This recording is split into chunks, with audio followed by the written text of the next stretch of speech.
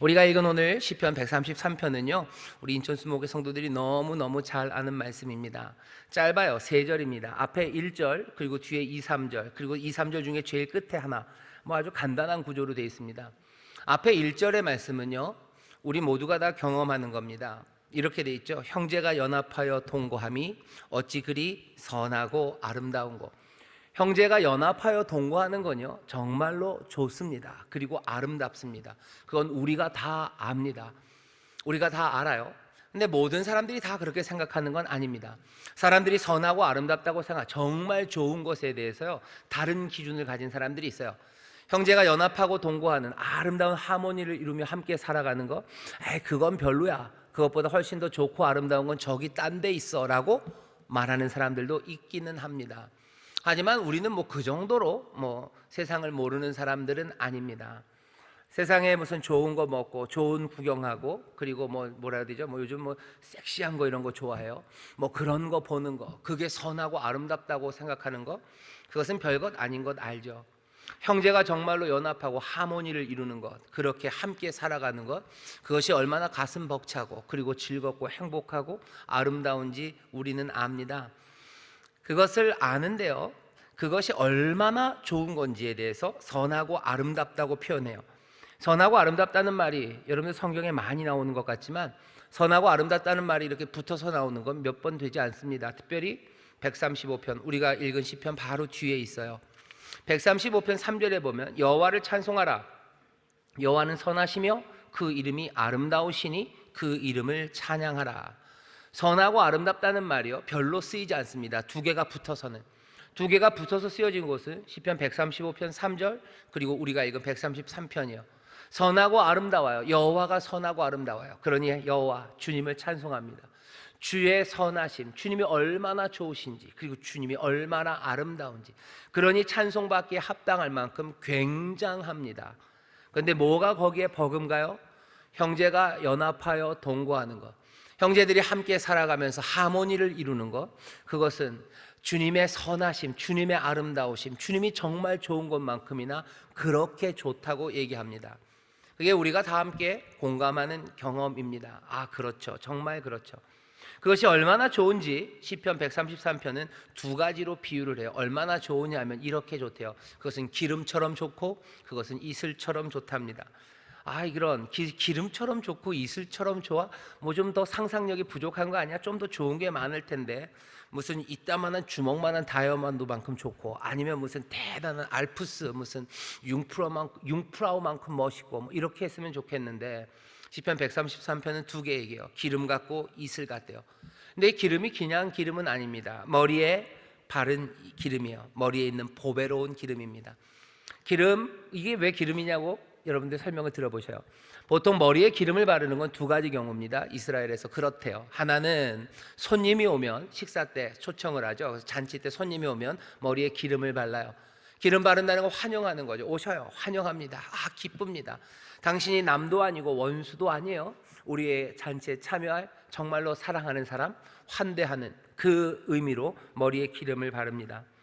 분명히 형제가 연합하여 하모니를 이루고 사는 것은요 정말로 기뻐요. 그리고 그것만 보기만 해도 마음이 뿌듯합니다. 그런데 머리에 기름을 바르는 게 꼭 환대, 오는 손님에게만 바르는 건 아니고 여러분들이 잘 아는 것처럼 제사장이나 아니면 왕에게 기름을 붓습니다. 보배로운 기름을 그 위에 부어요. 아마도 여기 시편 133편에서 말하는 기름은 그 두 번째 제사장의 머리에 바르는 바로 그 기름이었던 것 같아요. 왜냐하면 여기 특별히 아론의 이름을 말합니다. 그 이름이 수염, 곧 아론의 수염에 흘러서 그 옷깃까지 내린 것 같고 아론에게 부었던 바로 그 기름이요. 아론에게 부어진 기름이 뭐가 그렇게 좋습니까? 아론에게 부어진 기름은요 굉장히 좋아요. 어떤 의미에서? 기대할 수 없었는데 기대 이상으로 주어지는 축복입니다. 기대 이상이에요. 왜? 아론은 대제사장이 될 조건이 없어요. 왜? 모세의 형이라는 게 조건이 된다 그러면 그건 하나님이 좀 뭐라 그래야 되나요? 좀 치사하시죠.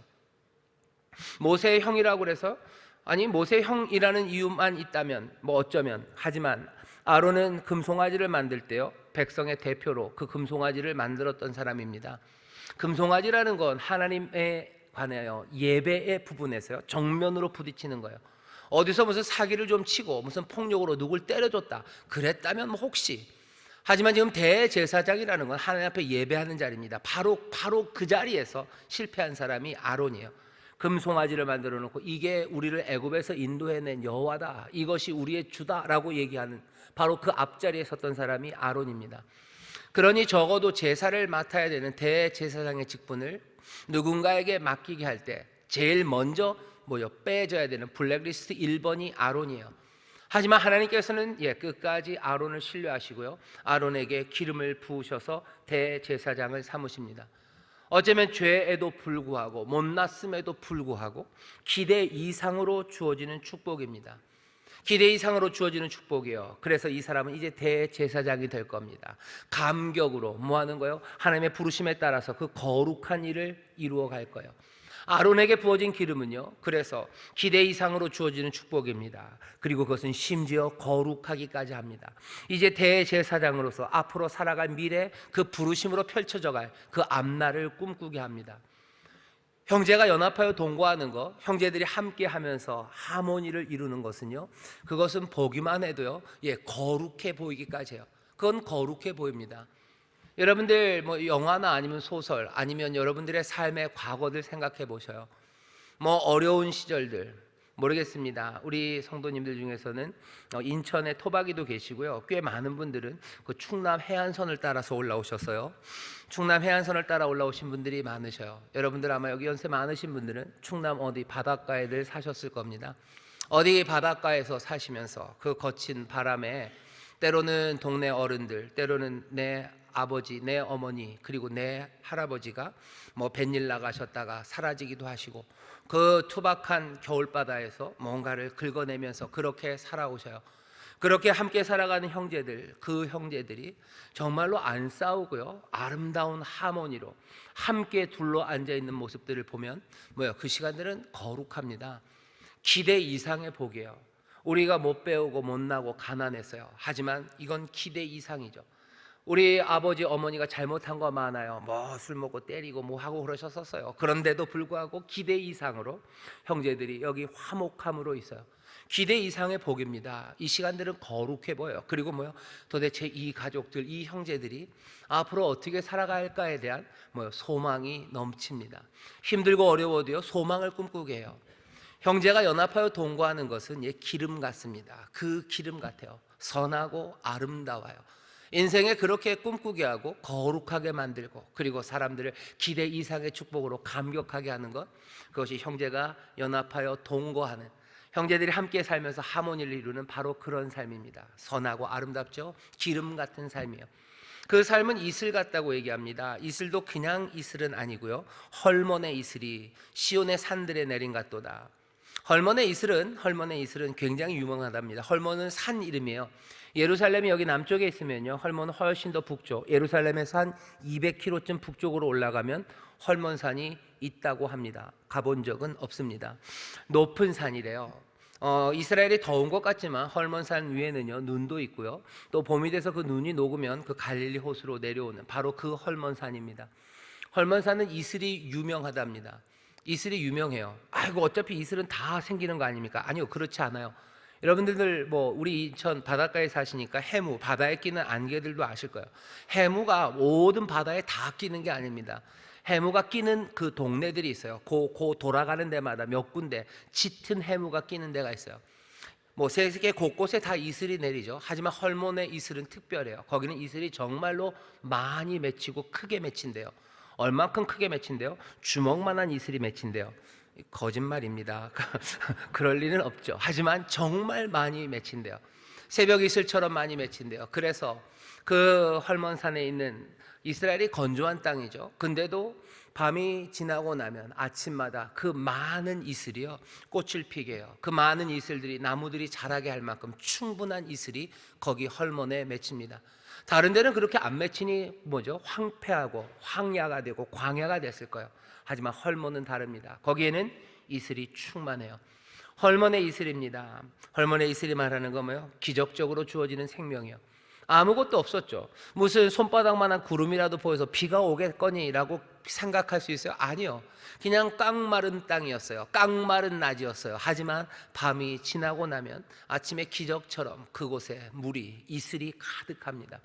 뭐 이유가 있겠죠. 거기에 있는 지형, 뭐 거기에 있는 여러 가지, 뭐 그 앞쪽에 있는 바다의 뭐 조류, 뭐 우리가 다 설명할 수는 없어요. 하지만 뭐가 됐든지 헐머니는 기적처럼 아침마다 이슬이 가득해요. 이 가득한 이슬이 어디로요? 저기 시온은 예루살렘입니다. 예루살렘까지 점점 더. 형제가 연합하여 동거하는 건 이슬 같대요. 기적 같아요. 기적 같죠. 그리고 그것이 꽃피게 합니다. 그리고 그것들은 생명으로 충만합니다. 형제가 연합하여 동거하는 것들을 보세요. 선하고 아름답죠? 뭐 같아요? 이슬 같아요. 기적 같아요. 이건 기적이에요. 여기에선 생명이 피어나요. 여기서 꽃이 필 것을 우리는 충분히 기대할 수 있어요. 이렇게 연합하고 함께 살면서 하모니를 이룬다면 여기에 미래에 그것은 밝습니다. 생명이 가득할 것, 그것들을 기대하게 해요. 그러니 시편 133편은요 우리에게 그 경험을 얘기해 주는 겁니다.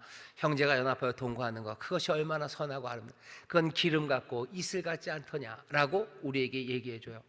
하지만 우리의 경험은 정말로 형제가 연합하고 동거하는 아름다운 하모니를 이루는 형제들이 살아가는 모습이 아름답다는 것만 경험하는 게 아니라 우리의 경험은 그 반대의 경험입니다. 뭐죠? 그렇게 살아가는 게 얼마나 희귀한지를 압니다. 경험적으로 알아요. 가족 안에 늘 하모니가 있지는 않다는 걸 압니다. 그건 꼭 설명이 아니죠. 우리가 잘 알죠. 신명기에서도 25장에 보면 형제가 동거할 때마다 모두가 다 하모니를 이루지 않는다는 걸 알아요. 그래서 모세를 통해서 가르치십니다. 형제가 동거한다라는 말도 성경에 그렇게 흔하지 않습니다. 형제가 동거한다는 말이 똑같이 나오는 데가 신명기 25장 5절이에요. 형제가 동거하는데 문제가 생겨요. 아름다운 하모니로 동거하는 게 아니에요. 왜 문제가 생기죠? 두 가지입니다. 하나는 삶에 우리가 알 수 없는 외부적인 문제가 생겨요. 문제가 생기죠. 신명기 25장에서의 문제는 죽음입니다. 죽어요. 형제 중에 한 사람이 죽습니다. 게다가 어떻게 자식을, 그 대를 이을 아들을 낳지 못하고 형제가 죽는 그런 상황이 생깁니다. 이렇게 기름과 이슬과 같은 그렇게 가슴 떨리는 선하고 아름다운 삶을 형제들이 살았으면 좋겠는데 문제가 생기고요. 그리고 또 하나, 그 문제가 생겼을 때 형제들이 형제의 의무를 제대로 못합니다. 하나님은 정말로 하모니를 이루는 복된 삶을 살기 위해서 그 외부에 문제가 생겨도 그 어려움, 가시가 그리고 엉겅퀴가 나도 그 세상에서 하모니, 선함, 그 복된 기름과 이슬 같은 삶을 살 수 있도록 충분히 주셨는데 그 안에 있는 형제들이요, 형제들의 의무를 못해요. 형이 아이가 없이, 자손이 없이 죽으면 동생이 그 형수를 통해서 아들을 낳게 해요. 그리고 그 아들을 그 형의 대를 잇게 합니다. 그러면 어떻게 해야 돼요? 그 형의 집안에 있는 사람들이요 안전하게 살아갈 수 있어요. 거기에서 서로 뭐 질시하고 미워할 일이 없어요. 그런데 그 일을 안 한다는 거죠. 그렇게 하게 해라. 그리고 그렇게 안 하겠다는 사람이 있으면 고소처럼 합니다. 그럼 장로들이 불러다가 신을 벗겨요. 그리고 침을 뱉고, 그리고 신 벗기운 사람이라는 어쩌면 그 나쁜 이름표를 거기에 댑니다. 가족 안에 하모니가 늘 있지는 않아요. 외부적인 문제가 생겨서 또 그 외부적인 문제를 해결할 방법이 분명히 있는데도 형제의 의무를 다하지 않아서 가정에는, 그리고 형제들 간에는 문제가 생깁니다.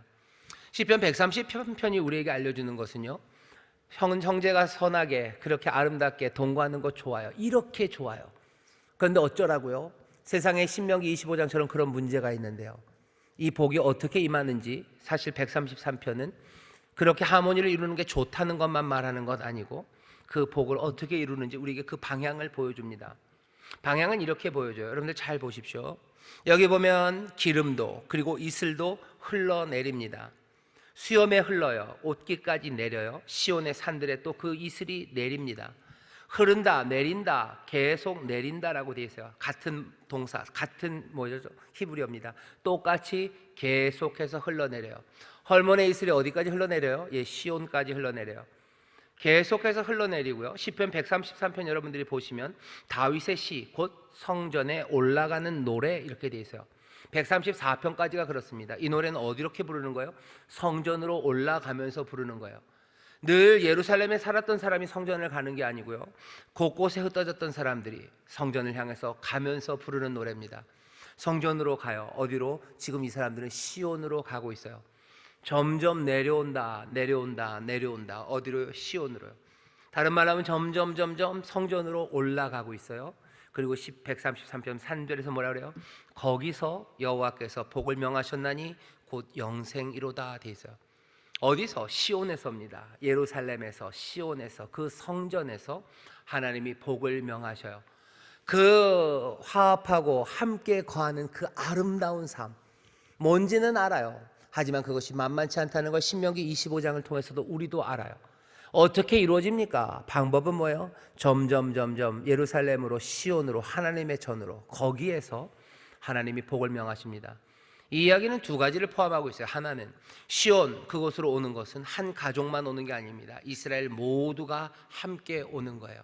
형제가 연합하여 동거하는 그 가슴 벅찬 기름과 이슬 같은 삶을 살기 위해서는요, 어디에서? 시온에서 이루어질 겁니다. 시온에는 내 가족만 있지 않습니다. 하나님의 백성이라는 훨씬 더 큰 가족이 있습니다. 이게 우리가 생각해 봐야 되는 겁니다.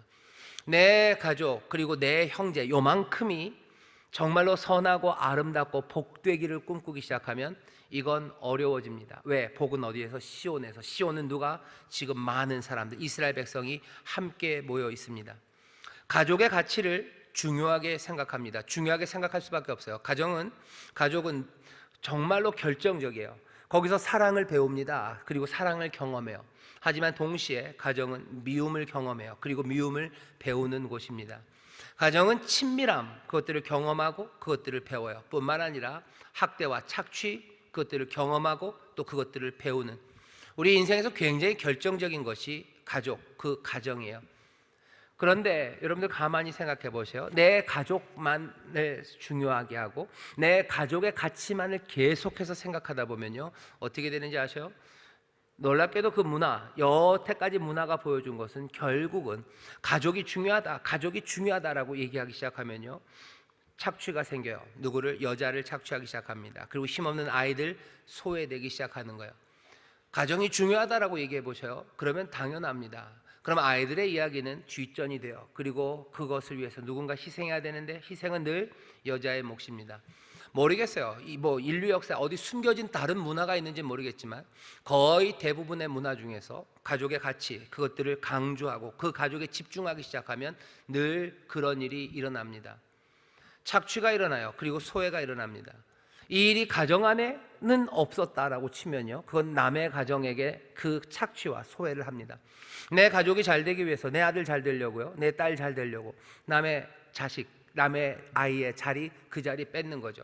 내가 가진 힘으로, 아니면 내가 가진 여러 가지 정보로 그것들 뺏습니다.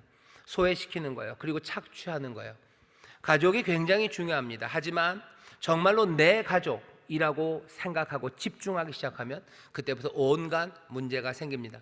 예수님도 이거 아셔요. 그래서 예수님에게 사람들이 와서 예수님, 당신의 어머니가 그리고 형제들이 왔습니다 라고 얘기했을 때 예수님 뭐라 그러셔요? 내 어머니? 누가 내 형제냐? 아버지의 뜻을 행하는 사람들, 그 사람들이 누구든지 내 어미요, 내 어머니고 내 형제고 내 자매라고 얘기하셔요. 정말로 복된 가족은 놀랍게도 한 가족에 대한 그 가치와 중점에서 이루어지지 않고요, 점점 더 커지는 가족, 그것도 어디? 시온에서, 예루살렘에서, 예수님의 말씀대로 하면 하나님의 뜻을 행하는 바로 그곳에서 그 일이 이루어집니다. 형제가 연합하여 동거하는 것, 그것은 기름 같고 이슬처럼 정말로 가슴 뛰는 일이에요. 하지만 그 일이 어떻게 이루어진다고요? 시온에서, 거기에서 복을 명하실 거예요. 내 가족만이 아니라 다른 훨씬 더 큰 가족 안에서 이루어집니다. 그리고 내 뜻, 내 욕심, 내 판단이 아니라 하나님을 예배하는 시온, 바로 거기에서 이루어집니다. 이 일이 이루어집니까? 예, 이루어집니다. 증거를 대보셔요. 예, 증거를 댑니다. 오늘 우리가 읽은 사도행전 4장입니다.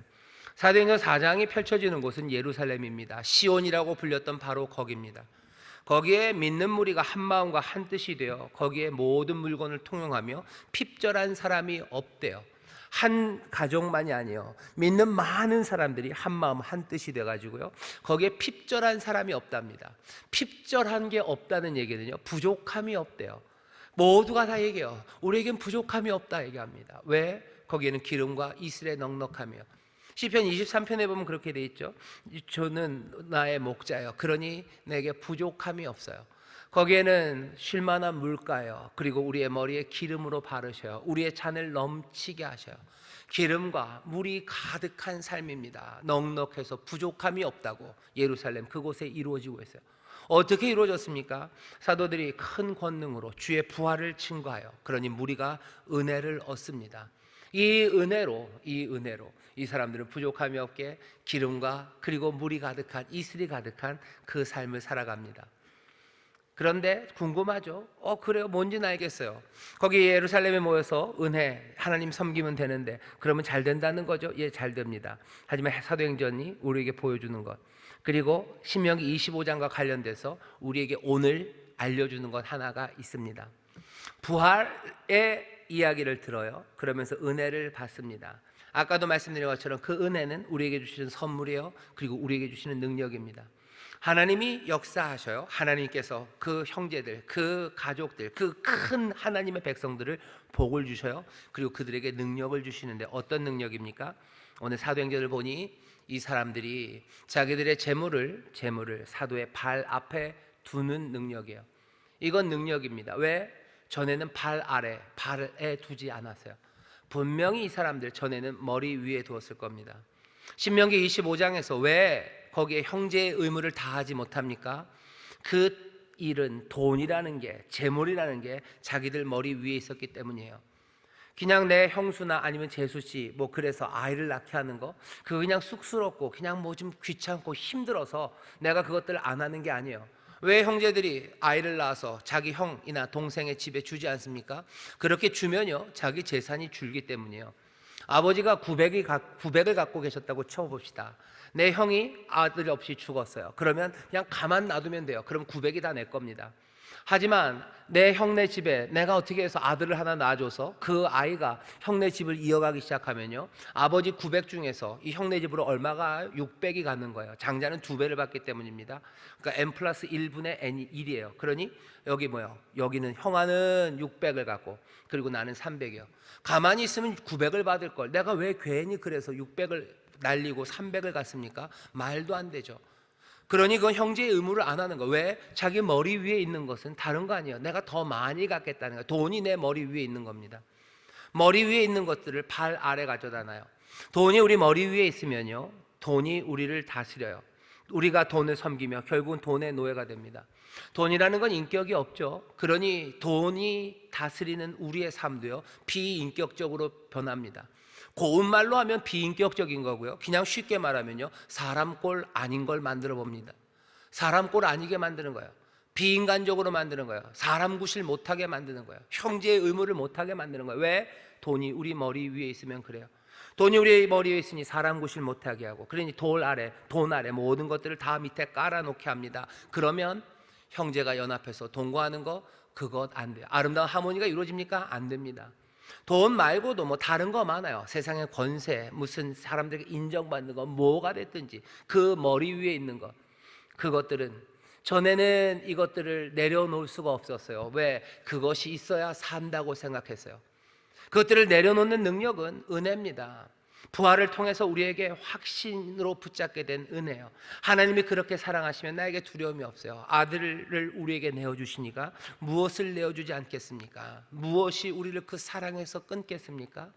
그 사랑과 은혜 변치 않을 것이 있으니 우리는 우리 머리 위에 있던 것들을 그 아래로 내려놓을 수 있습니다. 발에 내려놓기 시작하면요 얘기는 달라져요. 이제 그 돈이나 아니면 그 명예나 세상에서 인정받는 것들은 이제 우리 머리 위에 있는 누구죠? 예수 그리스도의 놀라우신 은혜, 그 아래 살아가는 우리들, 그 은혜 그리고 그 인간적인 것으로 이 돈과 명예 그리고 인정받는 것들이 변하기 시작해요. 돈에 인격이 생기는 거죠. 그리고 돈에 은혜가 묻기 시작하는 겁니다. 그러면 아까 거꾸로 있을 때 우리가 비인간적이 되었던 것과는 전혀 반대로 여기 있는 재물이나 아니면 여기에 있는 명예나 힘이 사랑의 도구가 되기 시작해요. 그리고 사람을 아름다운 하모니를 만들어가는 것, 그것이 되기 시작합니다. 그러면 어떻게 되겠습니까? 당연하죠. 형제가 연합하고 동거하고 하모니를 이루는데 거기에 거칠 것이 없습니다. 돈이 많은 집이 화목한 것은 아닙니다. 왜? 그 돈이 머리 위에 있으면요, 거기는 비인간적인 일들, 말도 안 되는 일들이 생겨요. 제가 드라마를 보지는 않았는데 요즘 굉장히 유명한 게 무슨 펜트하우스인가요? 뭐 그런 거 유명하대요. 거기 있는 사람들이 그렇게 잘 산다면서요? 그렇게 잘 살고 무슨 뭐 국회의원이고 뭐고 그렇습니다. 하지만 그 사람들의 삶이 비인간적이고 사람 같지 않고, 그래서 그들의 삶에서 여기저기 비명소리가 나오는 건 왜 그런 거죠? 삶이 삐뚤어졌기 때문이에요. 삐뚤어지면 다 아픕니다. 척추 조금만 삐뚤어지면 온 몸이 다 아프시죠? 어깨서부터 발끝까지 아프시죠? 그리고 일어날 때마다 비명소리 나시죠? 그러니까 아이들 비명 지르는 거예요. 남편 비명 지르고 아내 비명 지르고 온갖 비명이, 안 봐도 압니다. 펜트하우스에 온갖 사람들 소리 지르고 신음할 겁니다. 하나님의 은혜로 그 물질이 우리의 능력 가운데 머리 위에 있던 것들을 우리가 발 아래로 놓기 시작하면 그때는 얘기가 달라요. 그 물질은 얼마든지 기쁘게 쓰여집니다.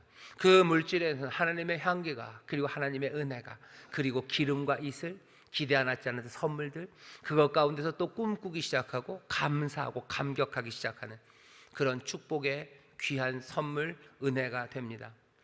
기름과 이슬로 넉넉한 사람들, 그 사람들이 우리들이에요.